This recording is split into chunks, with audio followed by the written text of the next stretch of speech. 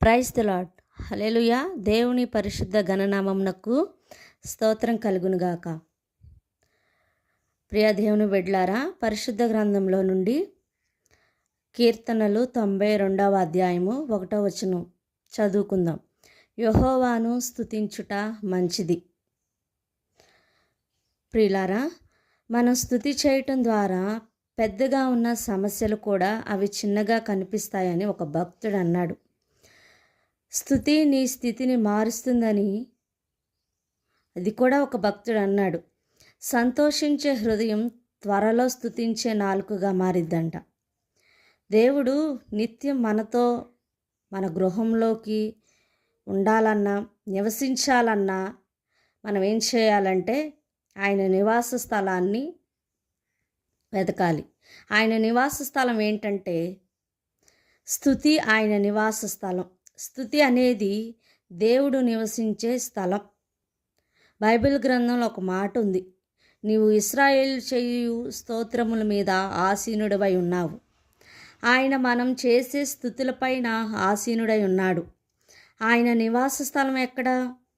ఎవరైతే 2-3 కూడి ఆయన నామమును స్మరిస్తారో అక్కడ నేను ఉంటాను అని అన్నాడు.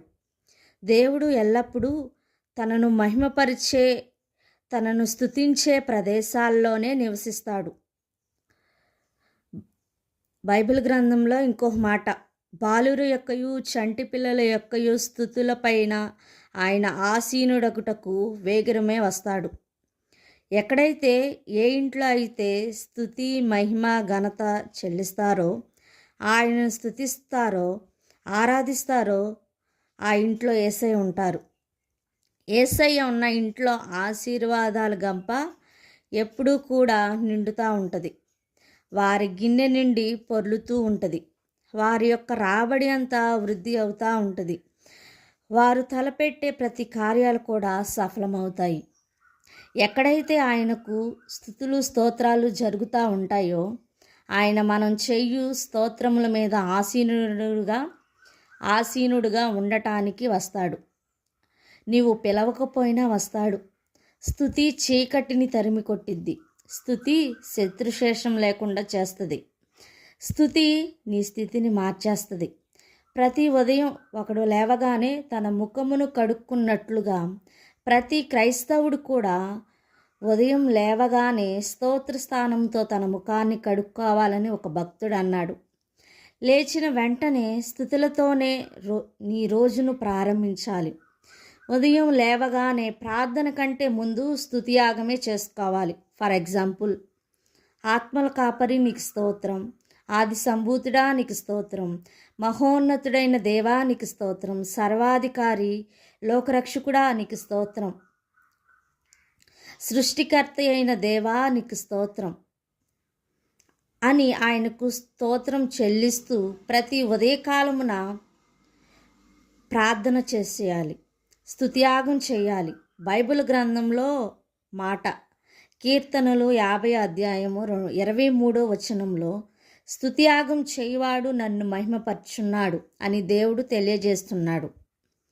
మనం నోరు తెరిస్తే మొట్టమొదట ఏమి రావాలి? స్తుతియాగం. ఆయన ఏమై ఉన్నాడు? సృష్టికర్త అయి ఉన్నాడు. ఆయన సైన్యములకు అధిపతి అయి ఉన్నాడు. రక్షించువాడు ఆయన, పోషించువాడు, ఆరోగ్య ప్రదాత, అవయవ నిర్మాణుడై ఉన్నాడు. రెండవదిగా మనం చూస్తే స్తుతిని చేస్తున్నప్పుడు 2 చేతులు పైకెత్తి స్తుతించాలి. నోటిని తెరిచి ఉచ్చరిస్తూ స్తుతించాలి. ఒకవేళ మనం స్తుతించేటప్పుడు సంఘంలో ఉన్న, సహవాసంలో ఉన్న, వ్యక్తిగతంగా రహస్యంగా ఆరాధన చేస్తున్నా సరే 2 చేతులు ఎత్తి స్తుతించాలి. ఇలా చేయడం ద్వారా దేవుని వైపు చేరుకోవడం, ఆయన వైపు మన ఆత్మను ఎత్తుచున్నట్టు తెలియజేయడం. బైబిల్ గ్రంథంలో ఒక మాట ఉంది, కీర్తనల గ్రంథం 134వ అధ్యాయము 2వ వచనం, పరిశుద్ధ స్థలం వైపు మీ చేతులెత్తి యెహోవాను సన్నుతించుడి. దావీదు ఏమన్నాడంటే, నేను చేతులెత్తుట సాయంకాల నైవేద్యం వలె ఉన్నది అని అన్నాడు. ఇలా మనం నిత్యం స్తుతిస్తూ ఆరాధిస్తూ ఉంటే ప్రభువు మన స్థితి అంతటిని మార్చివేస్తాడు. ఒకవేళ నీవు ఏ స్థితిలో ఈ వాక్యం వింటున్నావో ప్రియ సహోదరి సహోదరుడా, ఈ రోజు నుండి ఒక తీర్మానం చేసుకో. తెల్లవారుజామున లేచి నోరు తెరిచి 2 చేతులెత్తి స్తుతియాగం చేస్తానని తీర్మానం చేసుకో. ప్రభు ప్రతికూల పరిస్థితులన్నీ కూడా మార్చి నిన్ను అనుకూలమైన బాటలో నడిపిస్తాడు. అట్టి కృప దేవుడు మీకు మాకు దయచేయునుగాక. ఆమేన్.